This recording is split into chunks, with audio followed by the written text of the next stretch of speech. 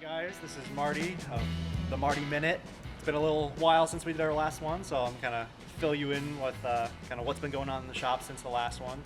Right now, I'm working on bleeding the brakes with Colin on this 1950 Willys Jeepster. I'm just manning the pedal in here, building pressure in the system, kind of bleeding the brakes, but kind of stuff that's going on in the shop, kind of with brake jobs, it seems like they kind of come in waves.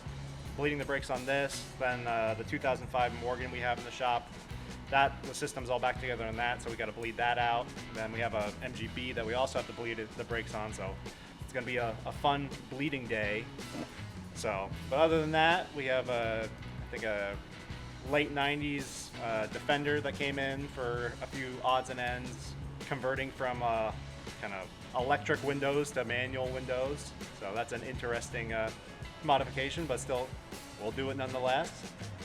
We got a whole bunch of engines and kind of components back from our place we send engines get machined. So our master engine builder Ian is working on gliptalling the inside of one of the blocks and just been kind of going through them.